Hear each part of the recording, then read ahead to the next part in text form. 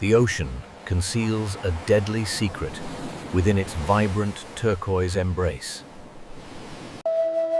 This isolated island looks like a paradise from a glossy magazine.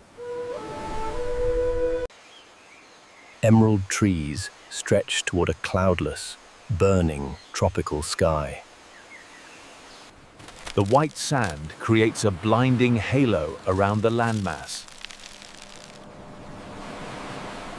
But this beauty is a carefully constructed biological trap. Do not let the vibrant colors fool your modern eyes. This is not a holiday destination for the weary traveler. This is a forbidden zone, marked by silence and death. The silence here is heavy, watchful, and deeply paranoid. It is the silence of a predator, waiting in the tall grass. Outsiders view this place as a lost Garden of Eden. They imagine noble savages living in perfect harmony with nature. We project our own desperate fantasies onto their violent reality. But this romanticized isolation is a dangerous, lethal lie. The reality on the ground is far colder and much darker.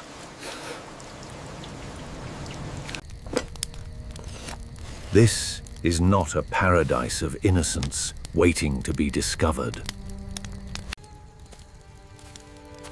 It is a fortress built on blood and ruthless survival. To understand their rage, you must look at the ghosts of history. We must peel back the layers of time to see the trauma. Decades ago, a naval officer in a white uniform landed here. He felt entitled to study these humans like trapped laboratory specimens. He marched onto their beach with the arrogance of an empire. His men carried rifles and notebooks, ready to catalog the wild. They hunted the indigenous people through the dense, humid jungle.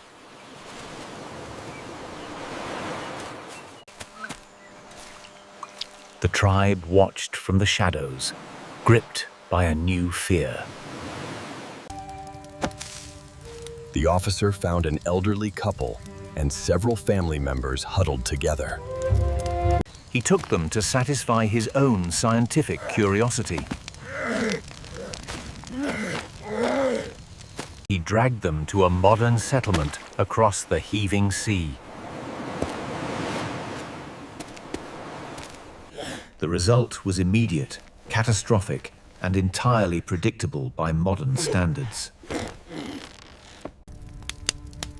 The elders died quickly, their bodies collapsing under foreign germs.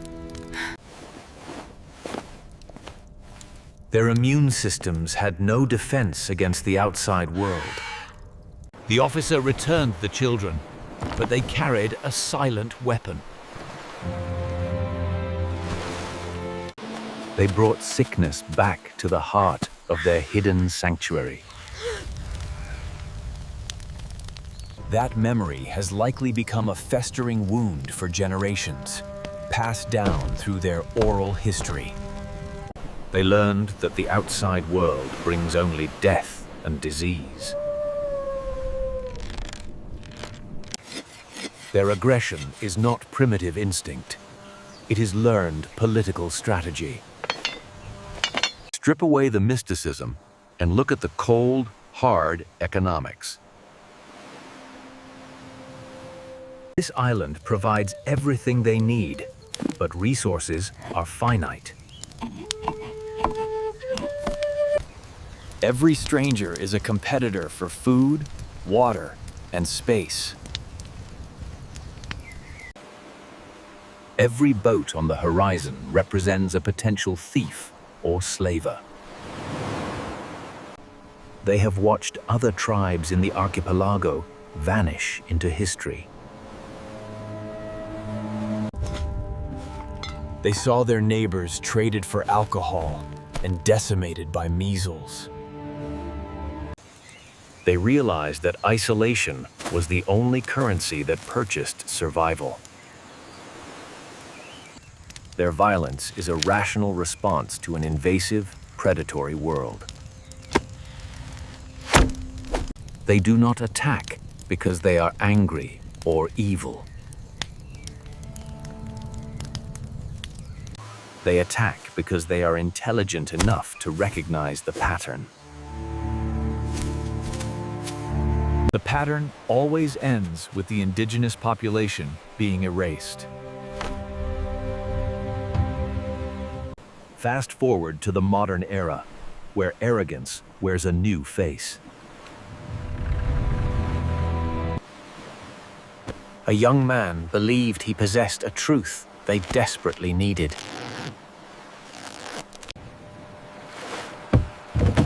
He ignored legal statutes and the warnings of local fishermen. He approached their shores with a waterproof book and misplaced confidence. He shouted words of love at men aiming arrows at his chest. He failed to see the arrogance in his own benevolent mission. He believed his culture was superior enough to rewrite their existence. The tribe responded with the only language that has kept them alive.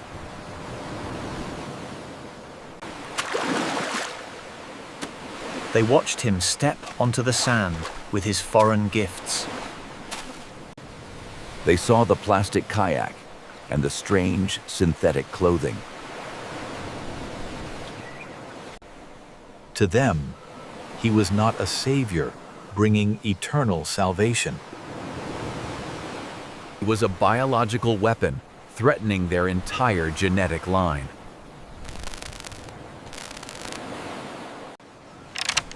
The air suddenly filled with the terrifying whistle of iron-tipped arrows.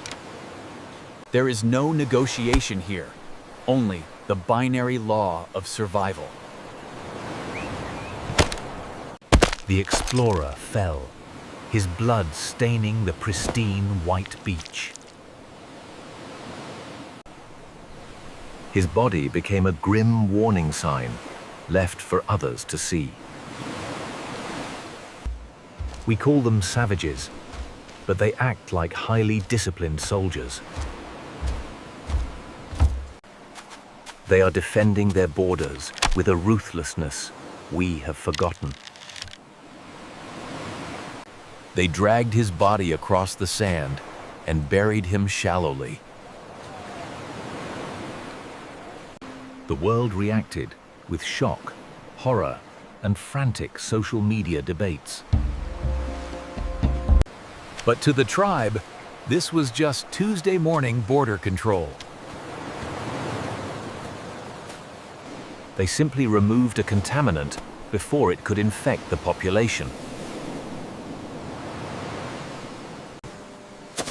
We sit in our glass towers and judge their brutality. We discuss their rights while sipping coffee from devastated rainforests. We mourn the explorer, but ignore the logic of the executioner. Perhaps we are the ones who are truly blind to reality. They have survived tsunamis, empires, and the relentless march of time. They have done this by rejecting everything we hold dear.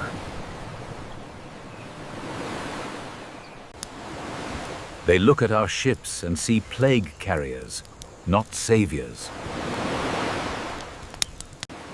They look at our gifts and see bait for a trap.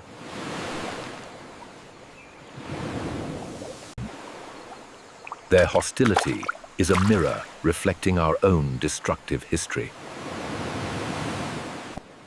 They are the last free people because they are the most violent. They have preserved their world by rejecting ours completely.